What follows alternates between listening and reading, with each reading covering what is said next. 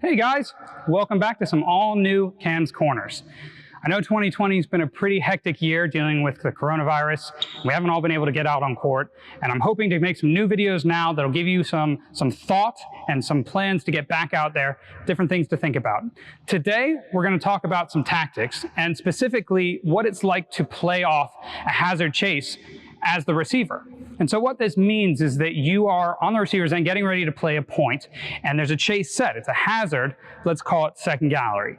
And what we're going to do is talk about different ways you can go about winning that point or set yourself up tactically to be in the best position to win that point. So to start off with, what you'll see is there's some lines on the court here today. And what we have is 3 separate quadrants that we've broken the court down into. All right, we have quadrant 1, which is our return of serve area. We have quadrant 2, which is between the yellow line and the tennis balls, which is our middle of the court. And quadrant 3, which would be from this yellow line over to the tambour wall, which would be our grill corner. Okay, and what happens here is that these quadrants are very important because where you're playing the ball from within these quadrants should dictate a lot about where you're aiming. Too often we see 2 types of players in this game. There's the player that overthinks the chase, right? You're playing hazard second gallery, so the obvious thought would be, I'm going to hit a gallery straight away off my return of serve, right? But what happens if that serve is close in here in quadrant 1? We don't really have an angle at that gallery. So we need to take that into consideration. The second type of player is the player who disregards the chase as a whole, right? Oh, I'm playing a hazard.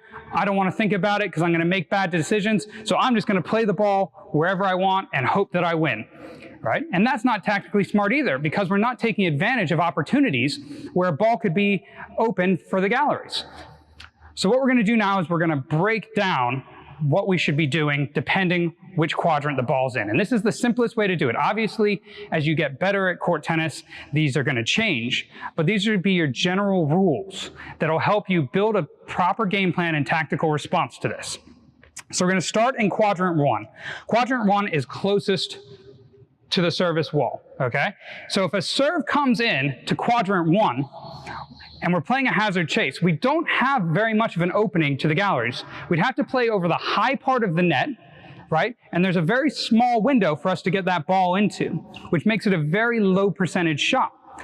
And remember, we don't have to win the point on the first shot, right? We can open the game up. There's a reason that court tennis is called the chess of tennis, is because you don't just have to hit one shot all the time to win the point. You can set that rally up to win it later on.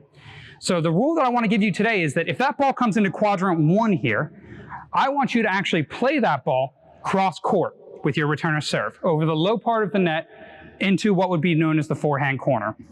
And the reason we're doing that is to open up the court for later on. We may not win that point right off of that shot. You might hit a great shot, and you do. But the worst case scenario is that percentage-wise, when you hit that ball into the forehand corner, your opponent is then going to hit that ball up the line, off the main wall, into our quadrant 3, okay? Quadrant 3. So that ball comes into this quadrant, and as my arrow is telling you, we now have the perfect line to go at the galleries, right? That ball is now wide. We're going over the low part of net, giving ourselves the highest percentage chance to hit that gallery. So what we've done is tactically not jump to the gun and just gone for the gallery and a low percentage shot that either hits the net or goes on the penthouse and loses us the point, is that we've taken percentage confident choices. We've played a nice easy ball cross court off our return.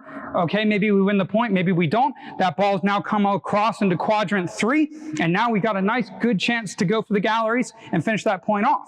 And here's the kicker. If you miss that gallery low, right, and that ball goes into their backhand corner, it's still a great shot.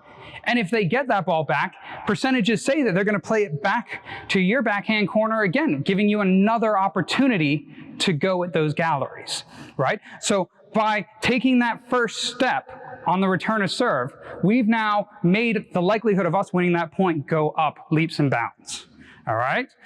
Now we're going to go into quadrant 2. Quadrant 2 is the toughest one because we're in the middle of the court, right? There's equal opportunity for either side when we're returning, right? We're in the middle. We have a pretty decent angle at the galleries, but we also have a pretty decent angle to go cross court to the forehand corner. And so what I would say from this quadrant, playing a hazard chase, yet again, this is not an all the time thing, is that we do want to go to the gallery side of the court, but we don't actually want to go to the galleries. What we actually want to do is play deep in the court, right? So that we're getting it into our opponent's backhand corner most of the time, unless you're a weird lefty like me. All right, so what that does is lets us play over the low part of the net that we said that we have from the middle of the court. The likelihood of us putting it on the penthouse is pretty low because now we're aiming deep. We're not aiming at the galleries. And it allows us to hit an effective shot confidently to the backhand corner, which yet again, remember, their likely response, if they get that back, is to now hit it cross court into quadrant 3, giving us the green light to go at the galleries. So what we've done is increase that likelihood of winning the point yet again from here. So by simply playing that ball without going for the gallery, playing a higher percentage shot deep into that backhand corner, we've opened up that they're going to probably pull that ball into the main wall or into this corner and give us an opportunity to have a better shot at those galleries. All right. Now, that being said, it doesn't mean you can't go cross court, but when we're playing hazard chases, we should always be taking into consideration those galleries and opening them up for an easy win. Finally, we have quadrant 3. Now, obviously, if the serve comes into here, it's a fault, so we don't have to worry about it. So quadrant 3 is mainly where we want that ball to end up so that we can finish the point, right? Unless a serve comes in and bounces just in, where you should be taking it here on your forehand, if you're a righty, or even for me, I'm going to take that on the backhand, then yeah, as the arrow says, you've got that green light to go for the gallery. Quadrant 3 is your highest percentage shot going for the galleries. Okay, so if you follow these 3 rules, right, these 3 quadrants, the likelihood of winning these chases is going to go up.